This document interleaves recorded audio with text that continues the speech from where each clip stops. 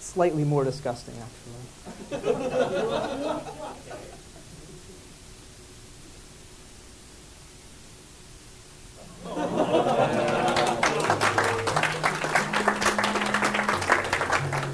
So this is a C-based Nintendo emulator that is emulating a 6502 and some other random chips. Translated to ActionScript 3 running on the Flash player. I think that's about all I have, so.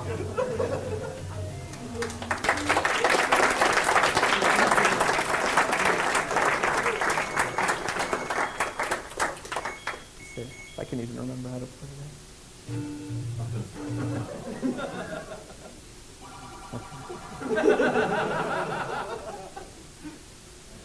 Any questions? Was that a question? Do I need to repeat that?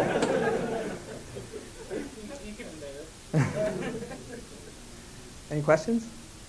So I don't entirely understand the need to increase the while loop in the asynchronicity. It doesn't seem like in every situation you want desktop apps that. I mean, if you call a routine that never returns, then yeah, it's not handling nothing. That's sort of not generally true at like the high level, like a Windows application.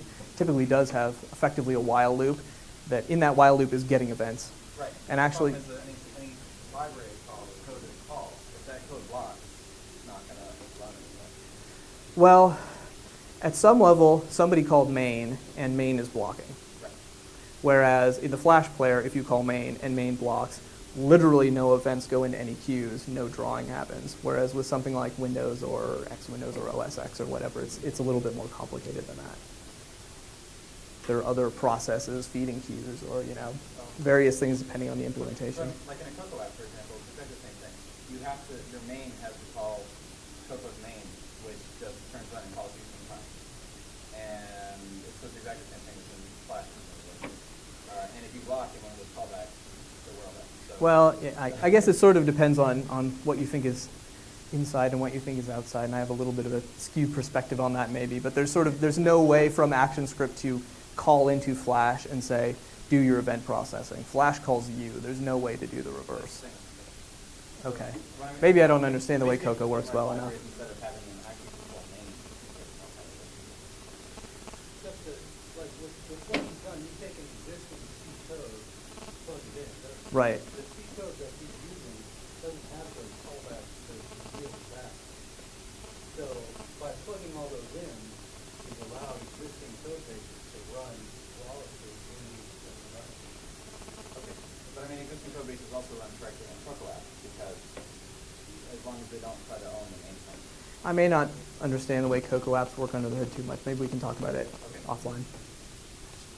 Have you thought about getting performance by increasing the resolution of the number of instructions that you execute in your asynchronous state machine? So, like, you have an add and an add, and adding. Yeah, that was sort of a. So the seems like you can get a 5x speed up if you just do two operations that you know run quickly. The question is about the granularity of the amount of work done on each sort of quote-unquote finite state machine iteration. And actually the example was really contrived. It actually does typically a fairly large amount of work per state. And in fact, a lot of times there are loops or maybe even doubly nested loops that live entirely within one state. If you know that it's not going to take 15 seconds to terminate. So what applications do this get Adobe and Adobe's customers most excited? Well, it depends on who you ask. A lot of people are excited about being able to write Flash applications in Python. A lot of people are excited about being able to reuse open source libraries. One of the examples I tend to give is like libxml and libxslt.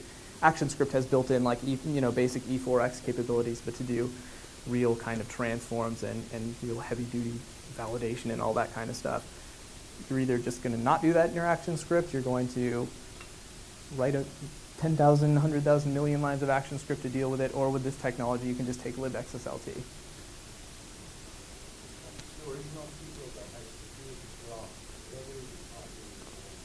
Well, it wouldn't be caught. I mean, it wouldn't escape the sandbox because it can't.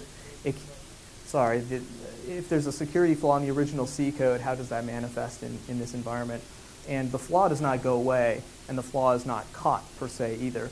But since it's restricted to that one byte array, it can't actually corrupt the flash player or steal data anywhere or anything like that. The worst it can do is crash. And yes, double freeze happily port in this system and will happily cause your C environment in Flash to come down. It's just not going to take the real application with it. Actually, I'm not sure if I agree with nothing bad can happen to Petersen. Because what if we have a program, for example, with function pointers? Mm-hmm. And we support function pointers in this environment, and our buffer will overwrite that with data constraints of this byte array. So I do have function pointers, and they are array indexes into a big array of ActionScript functions. So you could still change. So keep in mind, the only thing that I've done to modify the Flash environment is I've added the ability to very quickly access a single byte array. So unless I screwed that part up, I've kind of de facto not introduced any security issues that weren't already there. Possibly, but what you can still do is you can still get program, for example, calling off function. Right. Or call function. Which you could do with ActionScript or with JavaScript if it was badly written. I mean, at that point, you're right. You can still cause the program to behave badly, and depending on whether you've allowed it web service accesses to some server, something bad can happen, but it's not unique to this system. So did you run into any limitations or scalability limitations in Flash? Because I imagine you're generating significantly larger application cases than it was designed to handle. Not really.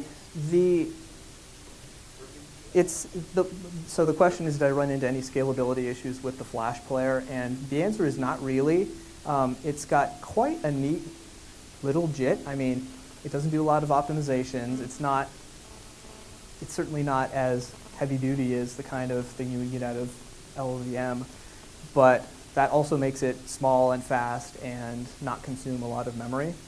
So the only way that I did get the Flash player to become unhappy is I sort of naively embedded ridiculously deep data structure to represent some debugging information in one of my examples. And that, in fact, did cause it to decide that there was too much bytecode and give up. But in general, I mean, sure.